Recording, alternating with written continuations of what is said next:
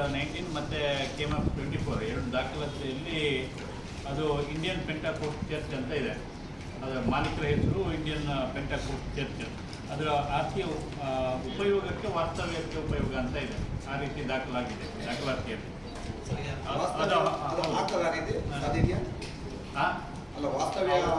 ಉಪಯೋಗ ಅಂತ ಹೇಳಿದ್ರೆ ವಾಸ್ತವ್ಯಕ್ಕೆ ಉಪಯೋಗ ಅಂತ ಇದೆ. ಅದು ಪ್ರಾರ್ಥನಾ ಮಂದಿರನೇ ಅಂತ ಇದೆ ಇದರಲ್ಲಿ.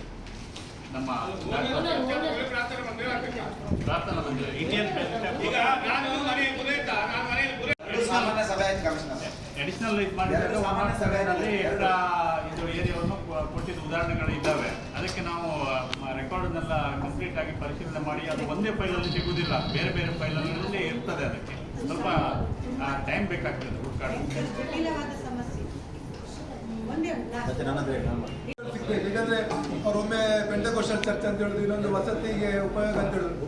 ಅಲ್ಲಿ ಒಂದು ವೇಳೆ ಈಗ ಕನ್ಸ್ಟ್ರಕ್ಷನ್ ಆಗಿದ್ರೆ ಆಸ್ ಪರ್ ದ ನಮ್ಮ ಮುನ್ಸಿಪಾಲಿಟಿ ಮತ್ತೆ ಟೌನ್ ಪ್ಲಾನಿಂಗ್ ಅಪ್ರೂವ್ ಆಗಿದೆ ಅಥವಾ ಅವರಷ್ಟಿಗೆ ಅಕ್ರಮವಾಗಿ ಕಟ್ಟಿದ್ದಾರೆ ಅಂತ ಮಾಹಿತಿ ಬೇಕಲ್ಲ. ಯಾಕಂದ್ರೆ ಅಲ್ಲಿ 1-1.5 ಜನ ಈಗ ವಿಜಯ್ ಮಾತಾಡಿ 1-1.5 ಜನ ಆದಿತ್ಯವಾರ ಬರ್ತಾರೆ. ಈಗ ನಾವಿಲ್ಲಿ ಚರ್ಚೆ ಮಾಡಿದ್ದು ನಮ್ಮ ರೆಸಿಡೆಂಟಲ್ ಏರಿಯಾದಲ್ಲಿ ಕಮರ್ಷಿಯಲ್ ಆಕ್ಟಿವಿಟಿ ಆಗ್ತದೆ, ಡ್ರೈನೇಜ್ ಅದೆಲ್ಲ ಅಲ್ಲಿ ರಸ್ತೆಗೆ ಬಿಡ್ತಾರೆ ಅಂತ. 13-2-15 ಮತ್ತು 15A ಇಂಡಿಯನ್ ಪೆಂಟಾಕೋಸ್ಟ್ ಚರ್ಚ್ ಅಂತ ಇದೆ ಸರ್.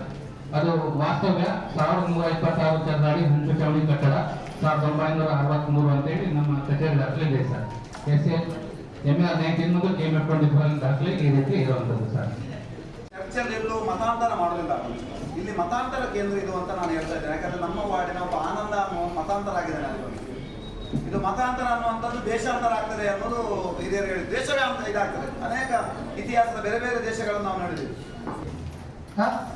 ಒಂದು ತಿಂಗಳು ನಿಮಗೆ ಇವತ್ತು ನೀವು ತಯಾರಿ ಇರಬೇಕಿತ್ತು. ಯಾಕಂದ್ರೆ ಇಂದಿನ ಸಭೆಯಲ್ಲಿ ನಾವು ಚರ್ಚೆ ಮಾಡಿದ್ದೇವೆ, ಸದಸ್ಯರು ಆ ವಿಷಯವನ್ನು ಪ್ರಸ್ತಾವ ಮಾಡಿದ್ದಾರೆ. ಪ್ರಸ್ತಾವ ಮಾಡಿದ ನಂತರ ಕೂಡ ನೀವು ಅದನ್ನು ಟೇಕ್ ಇಟ್ ಗ್ರಾಂಟೆಡ್ ಅಂತ ಮಾಡಿದ್ರೆ ನಿಮ್ಮ ಮೇಲೆ ಕ್ರಮ ಕೈಗೊಳ್ಳಬೇಕಾಗ್ತದೆ. ಈಗ 1 ವಾರದ ಒಳಗೆ ಅದನ್ನು ಕ್ರಮ ಕೈಗೊಳ್ಳದಿದ್ರೆ ನಿಮ್ಮನ್ನು ಜವಾಬ್ದಾರಿ ಮಾಡಬೇಕು. ಇವತ್ತು ನಿರ್ಣಯ ಮಾಡುವ ಅಧಿಕಾರಿಗಳ ನಿರ್ಲಕ್ಷ್ಯ ಮಾಡಿ ನಿಮ್ಮ ಮೇಲೆ ನಿರ್ದಾಕ್ಷಿಣ್ಯ ಕ್ರಮ ಕೈಗೊಳ್ಳಿ. ಯಾಕಂದ್ರೆ ನಿಮ್ಮಿಂದ ಇಡೀ ಉಡುಪಿ ಜನರ ಇದು ನಮ್ಮ ನಗರಸಭೆ ಮೇಲೆ ಕೆಟ್ಟ ಪರಿಣಾಮ ಬೀಳ್ತಾ ಉಂಟು. ಅದು ಯಾಕೆ ಚರ್ಚೆ ಅಂತ ಇದೆಯಲ್ಲ, ಅದು ಎರಡು ವಿಚಾರ ಯಾಕೆ? ಒಂದರಲ್ಲಿ ಇಲ್ಲ, ಒಂದರಲ್ಲಿ ಇದೆ, ಅದು ಯಾಕೆ? ಯಾವ್ದ್ರಲ್ಲಿ ಇಲ್ಲ? ನನ್ನ ಹತ್ರ ಇಲ್ಲ, ಒಂದರಲ್ಲಿ ಇಲ್ಲ, ಒಂದರಲ್ಲಿ ಪೆಂಟಾಕೋಸ್ಟ್ ಅಂತ ಇದೆ. ಎರಡರಲ್ಲಿ ಆ ರೀತಿ ಇದೆಯಾ? ಏನಂತ ಇದೆ?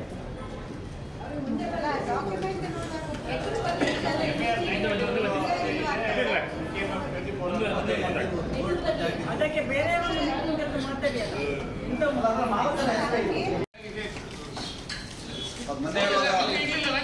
ವಸತಿ ಅಂತ ಮಾತ್ರ ಹೇಳಿರುವಂತದ್ದು.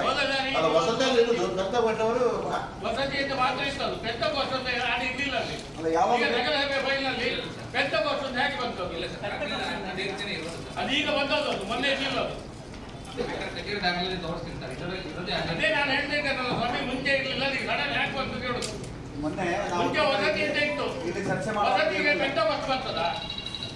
ಹಳೆ ದಾಖಲೆ ಹಳೆ ಡಾಕ್ಯುಮೆಂಟ್ ನಲ್ಲಿ ಇರ್ಲಿಲ್ಲ. ಓದೋದಲ್ಲಿ ವಸತಿ ಇದು ಮತಾಂತರ ಕೇಂದ್ರ ಅಂತ ನಾನು ಯಾಕೆ ಹೇಳ್ತಾ ಇದ್ದೀನಿ ಕೇಳಿದ್ರೆ, ನಮ್ಮ ನಾನೊಬ್ಬ ಅಲ್ಲಿಗೆ ಬಂದು ಮತಾಂತರ ಆಗಿರುವಂತದ್ದು ಸ್ಪಷ್ಟತೆ ಇದೆ.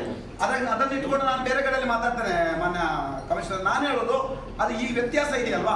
ಈಗ ಅವರು ಹೇಳಿರುವಂತಹ ದಾಖಲೆಯಲ್ಲಿ ಏನೋ ಇಂಡಿಯನ್ ಪೆಂಟಾಕೋಸ್ಟ್ ಚರ್ಚ್ ಅಂತ ಇದೆ, ಅದಕ್ಕಿಂತ ಎಲ್ಲಾ ದಾಖಲೆಗಳು ಆ ರೀತಿ ಇಲ್ಲ. ಅದು ಯಾವಾಗ ಸೇರಿದ್ದು ಅಂತ ಆಗ್ಬೇಕಿದು, ಅದು ಯಾವಾಗ ಸೇರಿದ್ದು ಅಂತ ಒಂದನೇದು. ಎರಡನೇದು ಅದರ ವ್ಯತ್ಯಾಸ ಇರುವಂತ ಏನು ಚದರಾಡಿ ಇದೆಯಲ್ವಾ, ಅದಕ್ಕೆ ಯಾರು ಜವಾಬ್ದಾರಿ? ಅದರ ಈ ಖಾತೆ ಆಗಿದೆಯಾ? ಅದಕ್ಕೆ ಏನು ದಾಖಲೆ? ಅದನ್ನು ಸ್ಪಷ್ಟಪಡಿಸಿ. ಎರಡು ಮೀಟಿಂಗ್ ಅಂದ್ರೆ 60 ದಿವಸದ ನಂತರ ನೀವು ಅದಕ್ಕೆ ಉತ್ತರ ಕೊಡಲಿಲ್ಲ ಅಂತ ಆದ್ರೆ ನಮ್ಮ ಭಾವನೆಗಳು ಏನು? ಕಮಿಷನರ್, ಇದಕ್ಕೆ ಯಾಕೆ ನೀವು ಮೌನವಾಗಿದ್ದೀರಿ? ಮಾಡಿ ಪೂಜೆ ಮಾಡ್ಲಿಕ್ಕಾಗ್ತದ? ಈಗ ಓನರ್ ಚರ್ಚಿನವರು ಓನರ್ ಆದ ಕೂಡಲೇ ಅಲ್ಲಿ ಪ್ರಾರ್ಥನೆ ಮಾಡ್ಲಿಕ್ಕಿಲ್ಲ. ವಸತಿಗೆ ಇರ್ಬೇಕು. ಪ್ರಾರ್ಥನೆ ಮಂದಿರದಲ್ಲಿ ಮಾಡ್ಬೇಕು. ನಾನು ಪೂಜೆ ಮಾಡುವ ಬ್ರಾಹ್ಮಣ ಭಟ್ ಅಂತ ಆದ್ರೆ ನನ್ನ ಮನೆಯಲ್ಲಿ ಇಡೀ ದಿನ ಪೂಜೆ ಮಾಡ್ಲಿಕ್ಕಿಲ್ಲ, ನಾನು ಅಡಿಗೆ ಮಾಡ್ಬೇಕು ಮನೆಯಲ್ಲಿ. ಅನುಭವ ಇದೆ ಅಂತ ಹೇಳಿದ್ರೆ ಅದು ಮಾಲೀಕರ ಹೆಸರು ಇಂಡಿಯನ್ ಪೆಂಟಾಕೋಸ್ಟ್ ಚರ್ಚ್ ಅಂತಲೇ ಇದೆ. ಮತ್ತೆ ಅದು ಪ್ರಾರ್ಥನಾ ಮಂದಿರ ಅಂತ ದಾಖಲಾತಿ